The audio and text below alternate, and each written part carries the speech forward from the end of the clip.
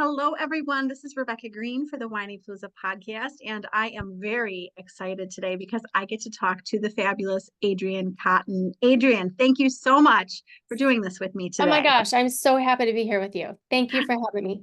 I have read a bunch about her, and we all need her. So I'm so happy that she's here with us.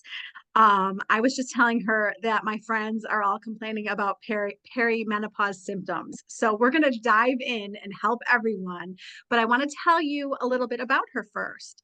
Adrien is a seasoned women's wellness expert and the creator of the Master Menopause Now program. How amazing does that sound? With over 20 years of experience in wellness coaching, she specializes in guiding women through the physical, emotional, and mental challenges of perimenopause and menopause. Adrien focuses on practical strategies for sleep, stress resilience, and lifestyle management to empower women to transform their midlife health. Her approach moves away from restrictive diets and intense exercise, promoting foundational wellness that includes mindful scheduling and effective stress management. Through her online course and workshops, she has helped thousands of women achieve a more balanced and fulfilling midlife. And I mean, could that sound any more amazing? I told you I'm so excited for this topic.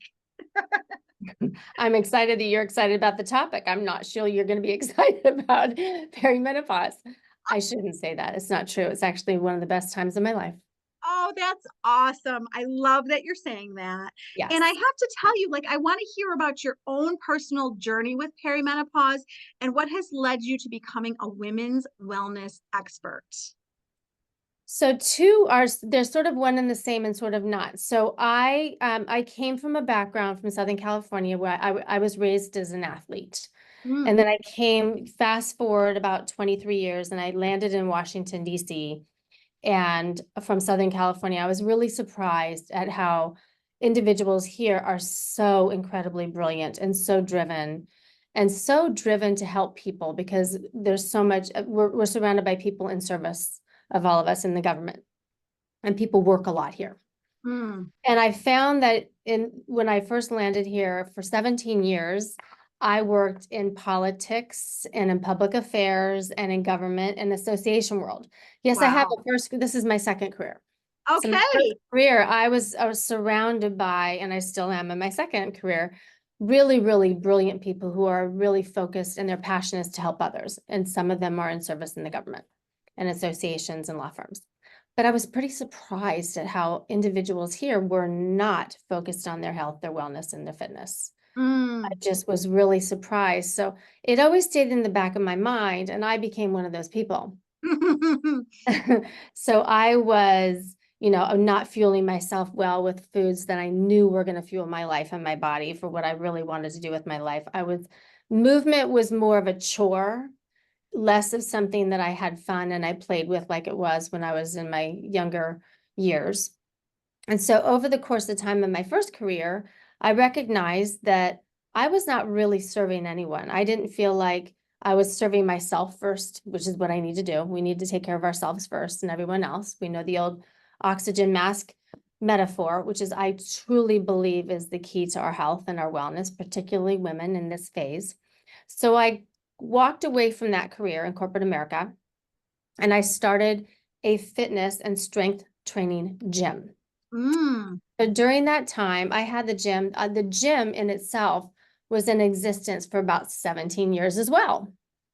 So I found that people were very focused on their food and on their diet when it came to feeling really good in their body. And what do I mean by feeling good in your body? I mean, you can take a few guesses. What does it mean when you feel good in your body? Well, let's be honest. You fit in your clothes. Mm-hmm. You feel like you're rested. You have energy. You make really good choices about others with whom you spend your time. And you make good choices about all kinds of things like the foods that you choose and the exercise you choose and how you spend your time. So on come my early to mid 40s. I had twins when I was a boy and a girl when I was 40. So I reached my mid 40s and I had these 5-year-olds, a boy Oh and a my, girl. I believe I experienced postpartum depression and I was heading into perimenopause at the same time.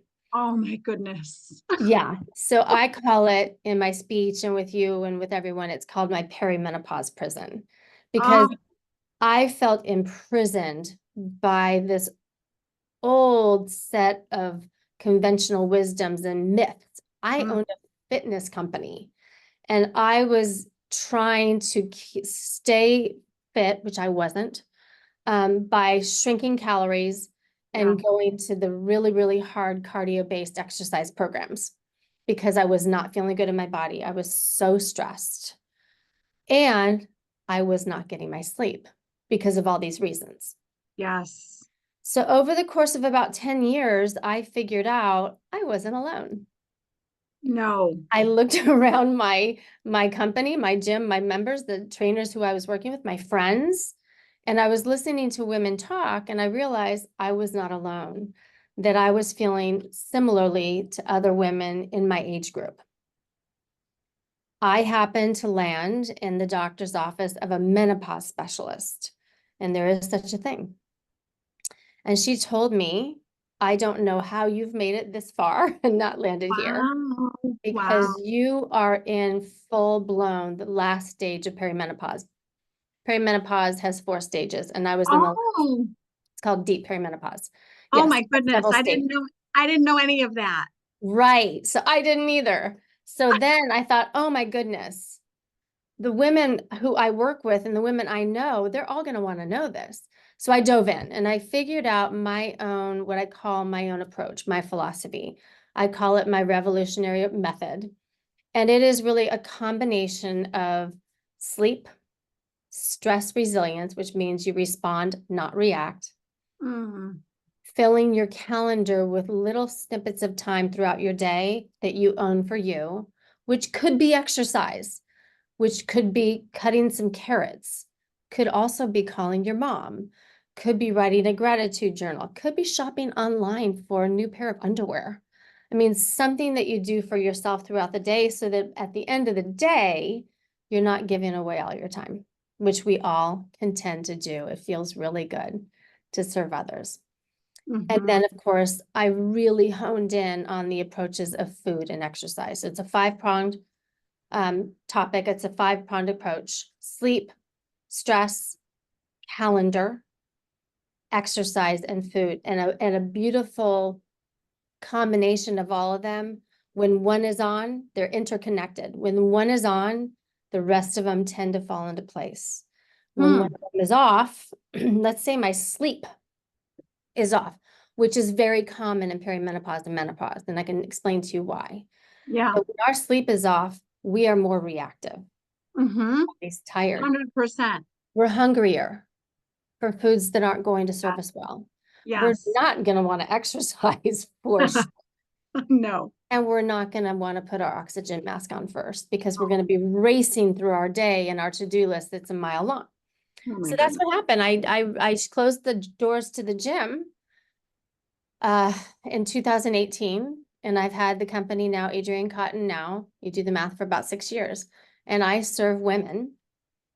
I help them transition through this phase of life. It's typically in their early 40s, Mm, through the rest of their lives, on finding their own tools that are different than what they learned in their teens and 20s and early 30s, because our bodies are vastly different than they were in their teens and 20s and early 30s. So why are we all still searching for those shiny new exercise programs and diet programs that served us really well back then, before our brain and our body really changed? I mean, we're going from being able to reproduce to no longer, our body is no longer able to reproduce. That's a big change. huge. So that's a long answer, but that was my journey. But in part, it was watching women around me Mm. and my own journey. Well, and you said so much that I want to ask you about. So, Okay. I don't want to put you on the spot, but I didn't know there were 4 stages of Mhm. perimenopause. Yeah. Can you tell us, do you know those stages to tell us what they are? Yeah, loosely. Yeah, Okay. so really what is so confusing for most women who are your friends and your listeners who hear this, perimenopause really is very typical in your late 30s, early 40s. Okay. And you still have your cycle. Okay. Okay. So that's good to know. Yes, so stage one, you still have your cycle. Little Okay. things are happening, but really not much that you can notice. Okay. Stage two, and there's a whole range of symptoms that come up as stage 2, 3, 4. Okay, so migraines, histamine problems, hair loss. The cycle becomes a little bit irregular, but not irregular enough that you're thinking, Mm-hmm. something's going on. Because we tend to be so busy Ha ha ha. serving others, and which can be in this stage of our lives, a lot of women have either children or teams at work or at a volunteer capacity taking care of, and elderly parents. So the fact that we may have been, 2 weeks late or missed a cycle, a month here, a month there, most women don't pay much attention to it. But Hmm. then allergies come on and migraines come on and joint pain happens. And then you start to creep into 3, and then there's more cycle changes. So you're Okay. definitely becoming more irregular. And then you're starting to experience some of those night sweats. Mm-hmm. And your temperature regulation, what happens is during menopause, our ability to regulate temperature, our body's ability, our brain's ability to regulate our temperature declines. So Okay. that's why we get night sweats and hot flashes. So all the other symptoms keep coming. They keep coming. Still, many women don't really know what to do about it. And still, a lot of women, maybe even talking to an OBGYN who is not educated on menopause. They may Right. be really good OB/GYN doctors who are very good at helping them with deliver their children and contraception, but they are not as schooled in menopause. In fact, there was a really well-known study now that Johns Hopkins Medical School OBGYN graduates, 75% of them said they were unable to counsel, they felt lacked confidence in counseling women on menopause because they just weren't taught in medical school. So that's who we naturally talk to. Yeah. So then you have that missed cycle, you have more stress in part because your brain is really anxious because all it knows is that regular cycle and your job is to reproduce. And now your brain is sending your body some odd signals, so it creates anxiety. Piled on top, caring for the elderly parents, have the kids, have the folks at work, have a really busy lifestyle, and then you have more stress. And then we're practicing all those old things we thought we knew, whereas let's increase our cardio. And our doctors often will tell us to change our diets.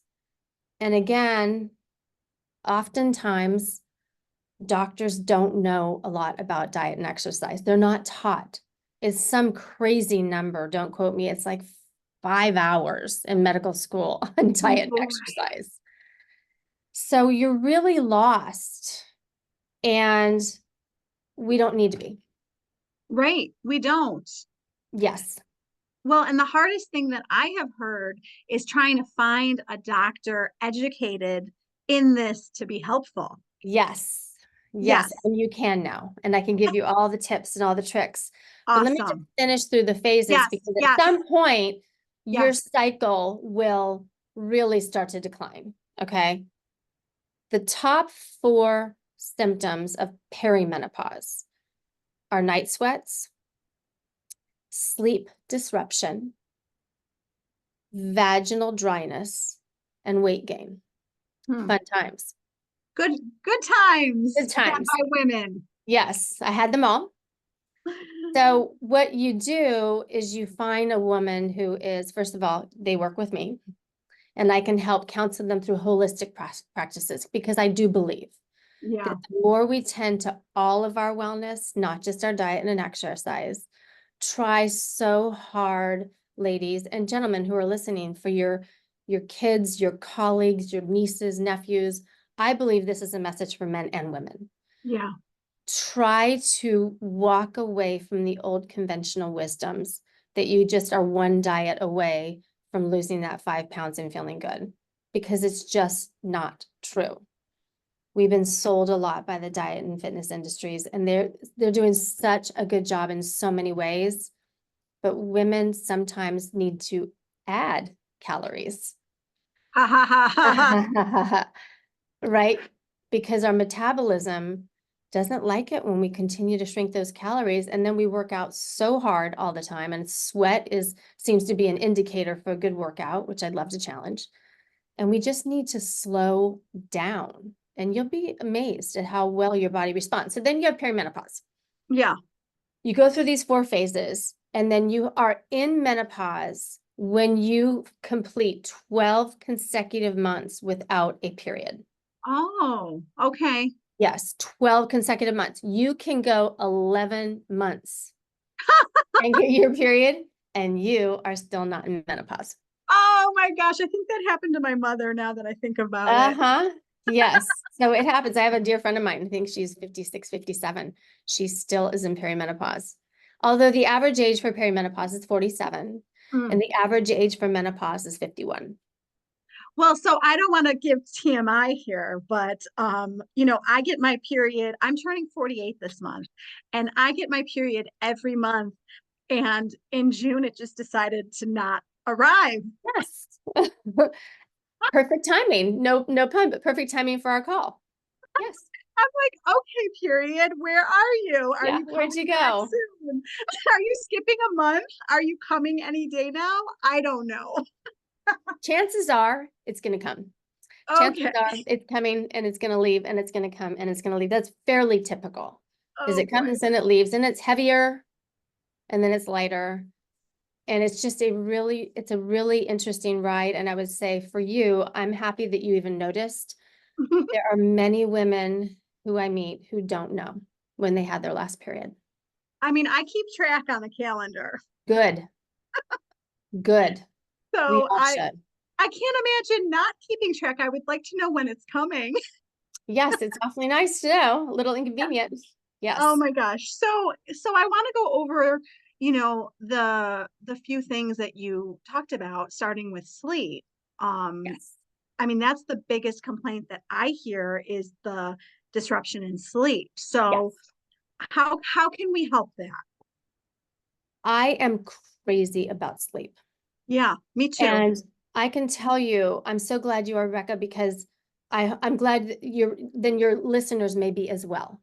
Because sleep, if you get your sleep, let's go to the positive. You will have less reactivity the next day. 100%. Me too. You will Yes. be interested in getting some time for yourself. That's the calendar piece.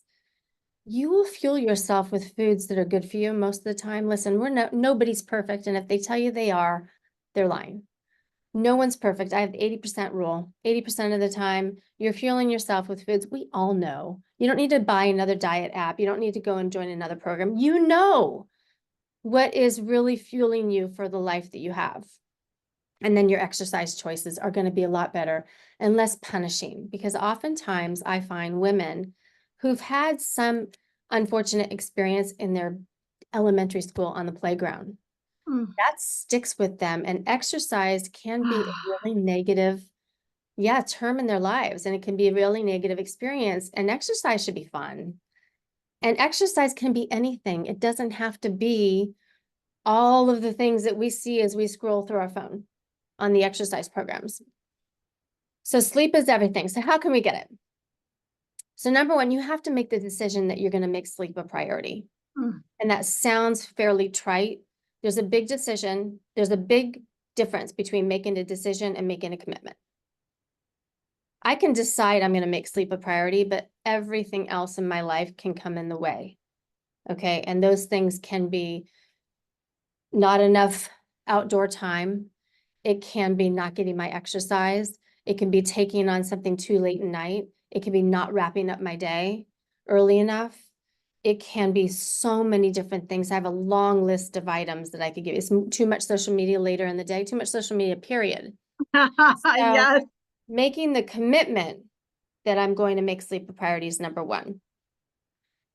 Level one in my program, I'm going to give it a little bit away for your listeners, is to really focus on your bedroom environment. Your bedroom environment, the best environment for our body and our brain to sleep. Our brain is busier when we're asleep than when we're awake.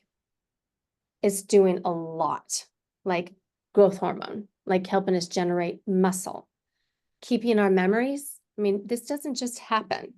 A lot of this happens when we sleep. Vital organs regenerate. Our brain detoxes while we're sleeping to get rid of some of the proteins in our brain that actually, when they accumulate, lead to Alzheimer's. Really important things sleep is doing for us. So you take your body and you put it in this beautiful environment in your bedroom that is calm, cool, 66 to 68 degrees. Yes. Quiet, dark. And those are the four. And a place Okay. you look forward to going. It's not a place you work. It's not a place you watch TV. It's not a place where you eat. It's not where you scroll. Again, social media. Nope. Tech is out of the room. It is a place that is your space where you sleep. That's level one of my program. And it takes a while to get there. Yes, the 66 to 68 really, really gets some second looks. However, that's the best environment for our brain to sleep. Well, that's helpful because I walk upstairs. My son loves it 66 to 68, and I freeze. And I walk upstairs and I'm like, it's freezing. And Max is like, don't touch it. Yeah, it's like the wars of the thermostat. So you give yourself about an hour in bed and you'll warm up. Your body Yes. starts to warm up. Yes. Okay, that's great advice. Oh my goodness. So many Yes, things. Okay, is reading in bed okay? it's great. In Okay. fact, I highly recommend it. On a book, a Okay. real book. Yeah. Yes, Yeah. reading in bed is great. And keep those lights dim. I'll give another thing away. When the sun goes down, I dim as many of the lights as I can dim, or I turn them off. I mean, some of the real sleep purists will candlelight. No, I don't do that. But really, because we have to tell our brain that the day is coming to an end and that there's no more light outside, because you know what? All this light we have around us is not, it's very tricky. It's tricking our brain into thinking it's daylight, and it's not. That makes so much sense.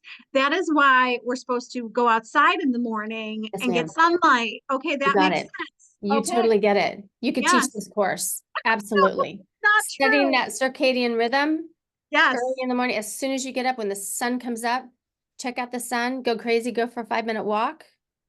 Oh man, it sets your whole day up for success. Oh, that's awesome. Well, and you had so many tips. I mean, diet, mindfulness, calendar. We got to go over this stuff. Um, Calendar management. How do we manage our calendar better? Help us. Okay, so I'm going to get a little deep here Okay. because I think that your audience will really appreciate this. Yes. When we reach this time in our lives, plus or minus a few years, months, we're about halfway, right? We're halfway through. We need to make a decision about how we're spending our time. It's Mm. time. It's time. How much time are we spending? How are we spending our time? And how much time are we spending on things that don't fuel us or those close to us, which could be a colleague, which could be a dear friend, which could be your family. So how we spend our time, and that's another part of our program, and that's part of Master Menopause Now, is having a mindset, developing a mindset where my calendar is going to serve my ultimate purpose for my next, let's say, 50 years. Okay. A big part of my calendar program is to stop the craziness of thinking that you have to spend an hour working out every day. Because how often does that hour sweaty workout actually happen? For most of us, it doesn't. However, I teach how you can get 5 to 10 to 15 minutes here and there. And it Mm. serves you just as well as that hour sweaty workout. So you get 5 minutes here, you get 10 minutes here. You get a walk in here for 4 minutes. If you have time between meetings, 4 minutes, 5 minutes, they add up. You can do a few squats on your dining room chair if you're working out of the house, or if you're, in a teaching setting. If you're a teacher, you can sit and stand 5 times before the class comes together. So you build little bits of wellness throughout your day, which include not only exercise, like I said, cutting a carrot or two between meetings. Does it mean you have to cut the whole stalk of carrots? No, cut 1 or 2. So much less overwhelming. Yeah, just little things. Because we know, and a part of my program is really utilizing the science of habit and really tapping into how are new habits formed. We know that willpower starts really high in the morning, which is why individuals tend to have successful wellness programs, including exercise, when they exercise in the morning. But it goes down, down, down, down, down throughout the day. Your willpower goes down, okay?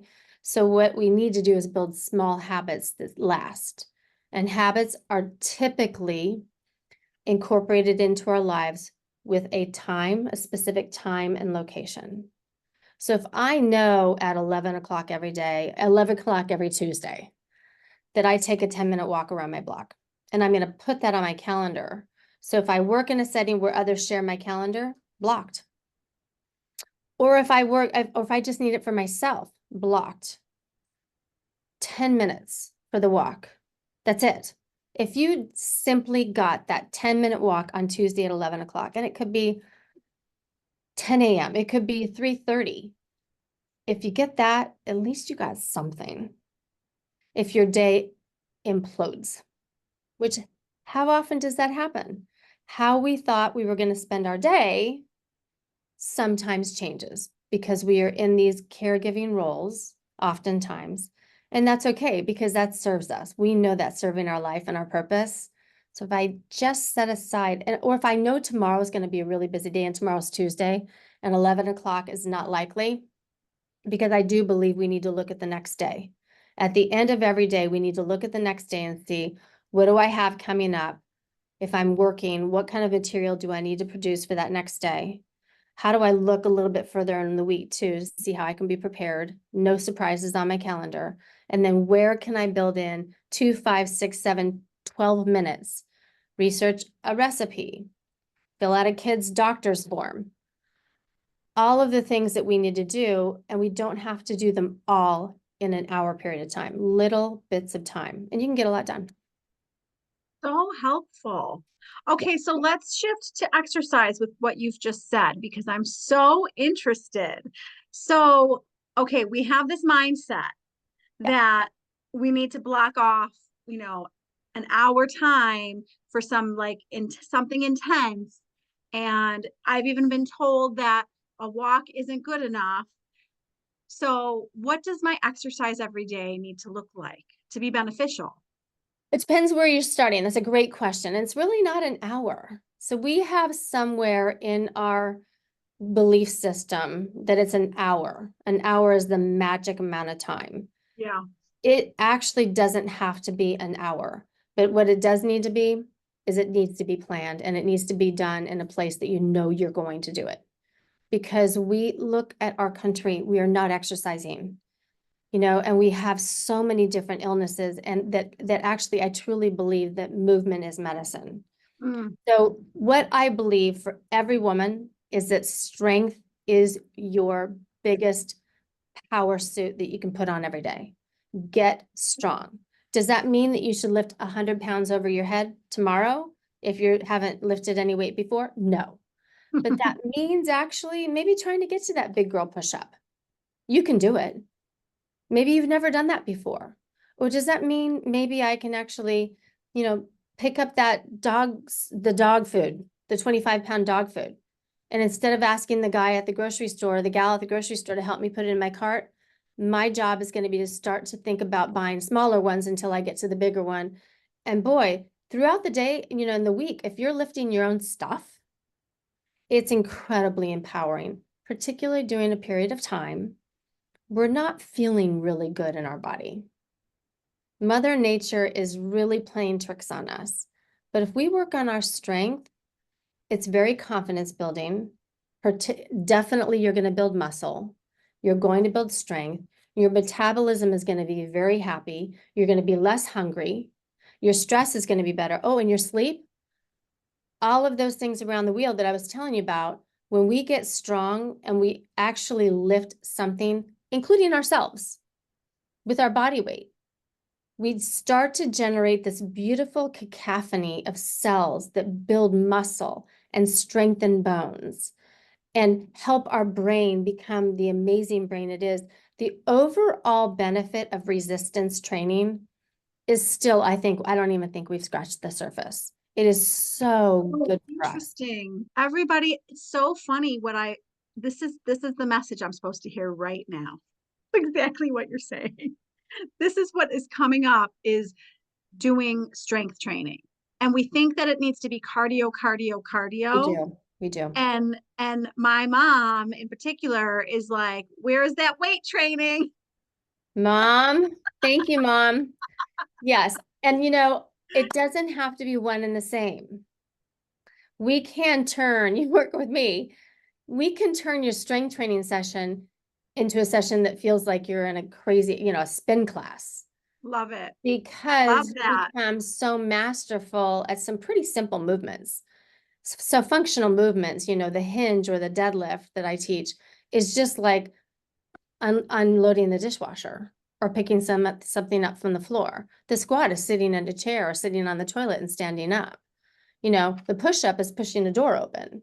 So we do these functional movements and we get really good at them. And then you start to add perhaps either some repetitions or some load. All you need is 20 minutes. Oh, I love this. I love Mhm. this. Yeah, and you're getting so much bang for your buck. And you're doing this, are you doing this like online with people? I do. Yes. Yes. Mhm. Yes. I'm intrigued. Okay, so we talked about the exercise piece. Let's talk about the diet piece because it's very hard. And I'm speaking for all women because all women are going to agree with me. We want to nourish our bodies. Yes, And we think, me in particular, that we have to restrict our calories. we do. So I don't know that I'm even eating enough, if I'm honest with you. Right. So can you help us nourish ourselves in the way that we should at this stage in life? Yes. So I think the first thing I want to do is I want to change some language. I Yes. want to talk about food as a form of fuel. Mhm. Food is the enemy for so many of us women. And we've been, again, I pick up my phone again for you, Rebecca. We have been sold this sense that food is the enemy and food's the thing you should cut. So if we have a deprivation mentality about food and we're constantly telling ourselves we need to cut, cut, cut, Yes. how stressful is that on the brain? So your Mhm. cortisol hormone, your stress hormone goes up. And by the way, that leads to belly fat.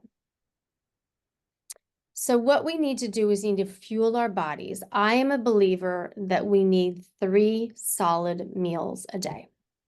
I do, particularly when we are in perimenopause for sure, because that's most of your audience, perimenopause, and then 51-ish, 55 later. I still believe that deprivation, intermittent fasting became very popular. Yes. And it does have its place for a lot of people, particularly, intermittent fasting is really good for a lot of different audiences and people. But perimenopause, there have been studies, no, because we don't want to deprive ourselves of fuel that our body needs to go through this transition. Our body needs 3 meals a day, starting with protein. So there's a formula that I share in my program, and I can tell you it's a really simple formula that always blows away the women in our program. And I do work with 2 men. I really enjoy working with men too. Where I explain to you, we take your body weight in grams and then we convert it into the number of calories, the number of grams of protein they should eat. It has yet to happen with the hundreds of women with whom I've worked in the concierge program that they're eating enough. Oh gosh, no. Right. Because protein takes work. Oh, it does. It does. Yeah. My son is a football player And he turned me on to this because he was so busy calculating his protein. Uh-huh. And I was constantly trying to feed him enough protein. It's not easy. It's not easy. No, it's not easy, but it's No. worth it if you Yes. actually become satisfied. You get this level of satiety. It's a fancy word for saying satisfied. It leads Hmm. to higher satiety, satisfaction. It builds muscle. Because if we're going to exercise, whether you do your cardio-centric class or you do your resistance training or you walk for exercise, those muscles need protein to Yeah. build. That's how we burn fat. So you're going to be more satisfied. You're going to build muscle. It's a calming agent in our body. Muscle is a calming agent. It regulates our hormones. It increases our immunity. So the more we build muscle through increased protein, the better off we're going to be. So that's where the calorie myth goes a little wrong, because protein has higher calories. So if you simply look at protein in grams and then you couple it with a really nutritious fiber program, game on. Oh my goodness. This is so interesting. The things that we need to calculate that we're not doing. Yes. And the things we're calculating that can go away for a little while. But we should be conscious of calories, of course. But somewhere we caught the 1200 diet, 1200 calorie diet. I don't even know. I think it was like 40 years ago when it was developed. We do know this much, that Dr. Lulu Peters in 1921, she was advising Hollywood producers on how to help actresses stay pretty. Mm, She is the woman who came up with the idea of calorie counting. fabulous. Hollywood actresses. You may be a Hollywood actress. I am not. That's why that's why the whole idea about counting calories came up. Interesting. And I it's never still knew around. that. 100 years later, we're still counting calories. Oh, yes, we are. Only. Counting calories has its utility. Protein in grams helps, fruits and vegetables. And then I do believe, as much as we can, our society, we are so surrounded by food. I drive past Starbucks. I drive past this muffin place. We drive past the grocery store. The gas station has a mini mart. So our brain's thinking all the time about food.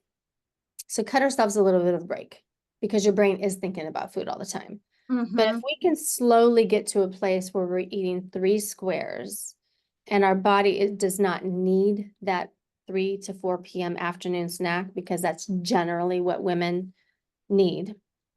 And I believe that's because we have very few hours between breakfast and lunch. Again, the American way is lunch at noon. And then we're expecting our bodies to get to 6 or 7, which is a long time. So plan the snack. Mm. Smash an avocado and have it with some vegetables or some pita crisps or whatever. Plan it. Have it ready in your refrigerator. It's worth the time. I have found that with our really veteran members here who've been with me since the beginning of this concierge program, I have small groups of women that I teach. The women who make the best progress with their food have prep on their calendar. Yeah. Now they can be single women, or they can be women with families, or they can be women who are empty nesters, or no, or single and they're working. The ones who do the best have meal planning, which means sometimes ordering out. Meal planning can be ordering out, but meal planning includes the chopping of the vegetables. It's getting the chicken, the fish, the whatever ready. It means looking for the recipe. Meal planning is the whole piece of it. And we don't give it the amount of time it truly deserves.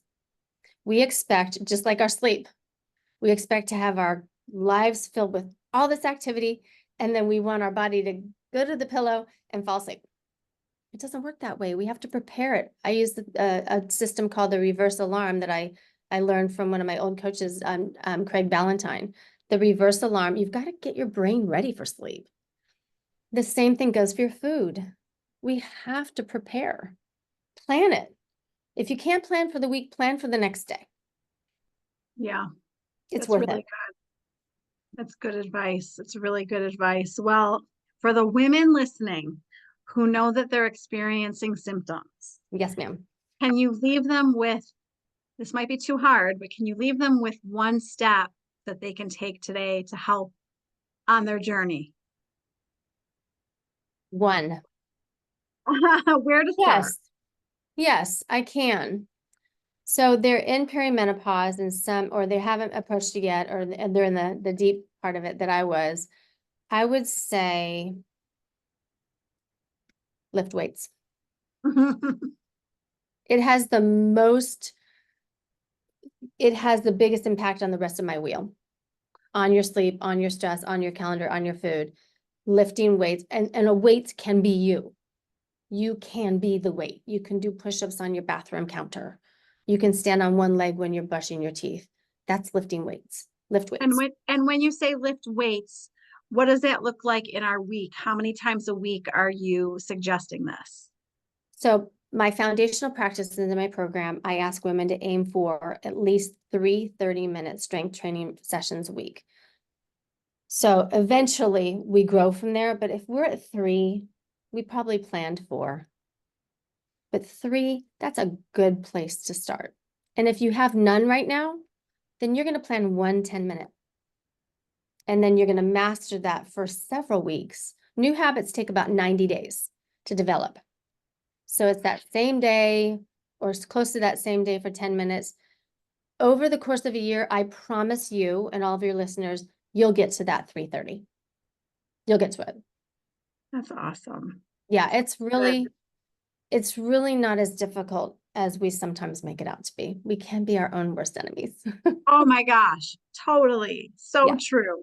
Now, can you tell everyone about an exclusive offer you have for them if they're interested in joining your Master Menopause Now course? Yes. So in your show notes, correct, you're gonna have Yes. we're gonna have a link to Master Menopause Now. We have it really well priced right now for all of your listeners. Um, and I don't know if we have a discount. I don't think we gave you a discount code, but if we didn't, we will have one on there for your listeners. We're so excited to be on this podcast. I can tell you, when I found out about you, I said, I've got to be on that podcast. And I really did. I don't say those things like, I got to do this because Oh, I really want women to learn early on. Like I didn't. So I would say my Master Menopause Now course is really reasonably priced.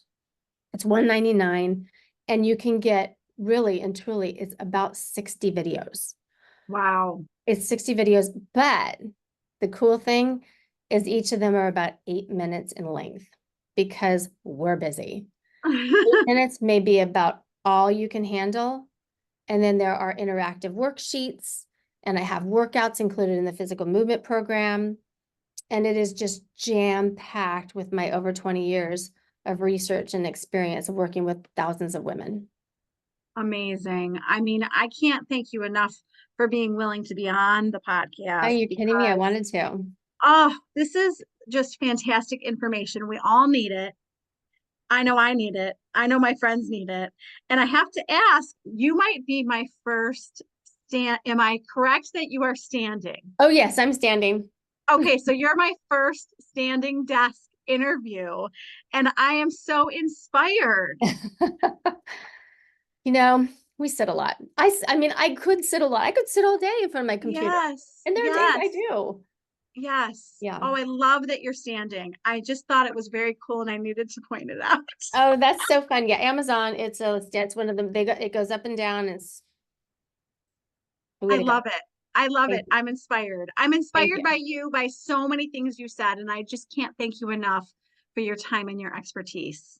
You are so very welcome. I'm inspired by you. Thank you so much for having me on.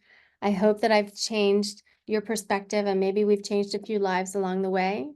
And Absolutely. always happy to entertain any emails. My personal email is adrien@adriencotton.com. So if anybody wants to get a hold of me, come straight to me. I'm happy to help.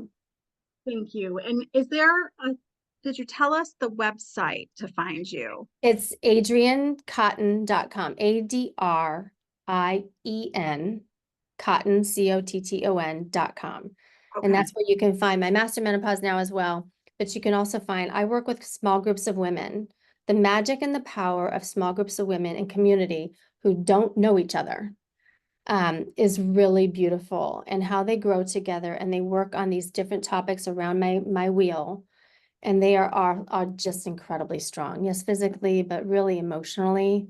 And they know what they want. It's a really beautiful time in our lives to really figure out what we want to do and be and go for it. Love it. I love what you're doing, and I Thank have you. no doubt that you're helping so many women. Thank you. Thank you. Thanks for having me. This is Rebecca Greene, and I want to remind everyone to spend every day laughing, learning, and loving. Thank you for tuning in to the Whinypaluza podcast. If you like what you heard, please be sure to subscribe so you never miss an episode. While you are there, leave a review. I love to hear your feedback. Thank you so much for listening. Until next time. This show has been produced by Market Domination, LLC. To discover how you can have your own show completely done for you and turn it into a real published book and become the authority in your marketplace, go to www.marketdominationllc.com/podcast offer.